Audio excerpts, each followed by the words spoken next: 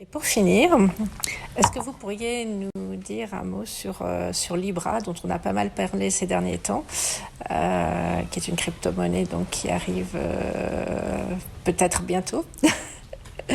Voilà. Qu'est-ce qu'il faut savoir, quel type de crypto-monnaie c'est, quel est l'intérêt, quels sont les dangers, enfin bon, voilà. Alors j'ai écrit, enfin je suis en train d'écrire un article sur eux et j'ai fait, vous pouvez couper. Mon avis sur Libra, c'est que on vit vraiment un moment assez exceptionnel qui est celui de la remise en question des banques centrales.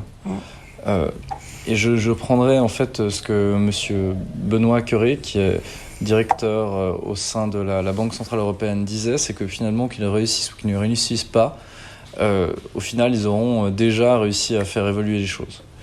Puisque donc Libra veut simplement en fait devenir une sorte d'étalon. On veut recréer une sorte d'or, voilà, pour Libra. On veut faire ça en Suisse, donc jusque-là tout va bien. Mais pour l'instant, et c'était plus ou moins ma conclusion, c'est que c'est un monstre juridique. C'est qu'à la fois, finalement, on pourrait considérer que c'est un dépôt, à la fois c'est une sorte de fonds de placement, puisque les fonds donc, seront en réalité gérés, et éventuellement les dividendes seront reversés aux membres fondateurs. Ou alors... Donc pour l'instant, on a une horizon à 2020, le système Libra ne tourne pas, mais c'est un monstre juridique. On ne sait pas exactement comment en fait ça va jouer juridiquement, notamment au niveau du droit privé, de ces contrats qui sont entre eux, notamment parce que le droit n'est pas prêt. C'est-à-dire que internationalement, si on regarde au niveau du droit international, on n'est pas du tout en fait en train de parler de droit quand on est en train de créer des blockchains, on essaie de créer des standards. C'est-à-dire que ce sont des privés qui édictent des normes. Et on a certaines régulations, et moi je crois qu'en Suisse on est très fort.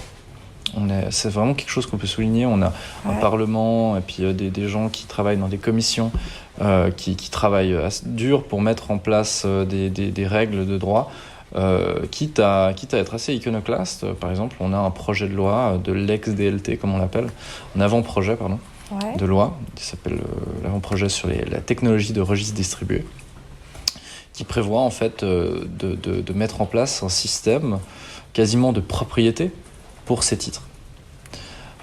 Donc en Suisse. Et ça n'existe nulle part ailleurs. Et surtout en fait avec une telle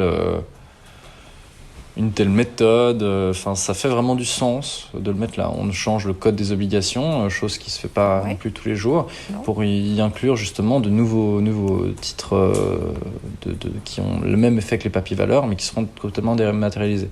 Du coup, nous, je pense qu'on est très très répondant par rapport à ça. Le problème, c'est que la Suisse, c'est pas le monde. C'est que le droit applicable, la juridiction, ça dépend pas uniquement du fait que vous ayez un siège en Suisse. Dès lors que vous permettez à des gens qui se trouvent au Kazakhstan et en Russie de faire des paiements, de faire des contrats, vous serez potentiellement soumis en fait à une multitude de droits. Et lorsque on vous demandera en fait de modifier le résultat, par exemple, je sais pas, d'une situation juridique entre un Russe et un Kazakh selon l'avis du tribunal kazakh, et que finalement cet avis, ce jugement plutôt, arrive à être en contradiction avec un jugement qui vous vient des États-Unis, eh bien, on aura donc deux décisions qui seront donc qui vont pas dans la même direction, qui se retrouveront finalement dans les mains de ces gestionnaires du système, et on risque d'avoir des étincelles, puisque ce sont tant en fait des sujets juridiques qui sont plutôt le côté gentil quand on est régulatoire, voilà, on essaie de faire en sorte que ça marche, que en fait des sujets politiques où chacun tire la couverture vers soi, et faut pas voilà, se leurrer, il y a des grands intérêts. Mais moi, donc, juste plus particulièrement sur Libra, moi je crois que c'est un super projet, c'est génial qu'il soit sur Genève. Ça remet en question du coup les banques centrales, ça va permettre de créer un étalon. Après, je pense que fondamentalement, le rôle de la monnaie qui a été privatisé de plus en plus, peut-être dans un contexte qui se veut vraiment mondial, devrait en fait rester ou devrait inclure véritablement les banques centrales et donc ces acteurs qui ont donc une sorte de légitimité démocratique, même si voilà, bon, la BNS, voilà, bon, on a quand même ça en fait sous contrôle d'une loi et on peut véritablement changer ce système-là de la BNS si demain on le veut en tant que citoyen. On ne pourra pas faire changer Facebook. Non. Voilà. Ça, c'est un peu le souci. Ouais. C'est un petit peu dommage à la limite qu'il y ait Facebook derrière. Mais d'un autre côté, s'il n'y avait pas Facebook, est-ce que ce serait possible? Mais le problème, c'est que ça serait fait. Il faut se rendre compte, il faut se rendre à l'évidence. Enfin, eux, ils innovent. Moi, clair. Je dis bravo.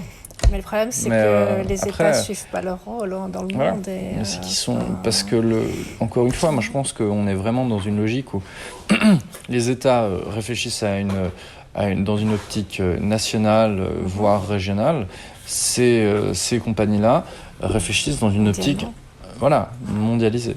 C'est un peu le monde à l'envers par rapport à autrefois où les États avaient des stratégies internationales, on parlait de géostratégie, alors que maintenant c'est plutôt les fameuses GAFA qui font de la géostratégie, quoi.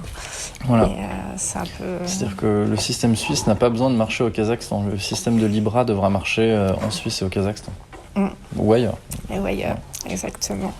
Très bien. Écoutez, merci beaucoup. Je vous en prie.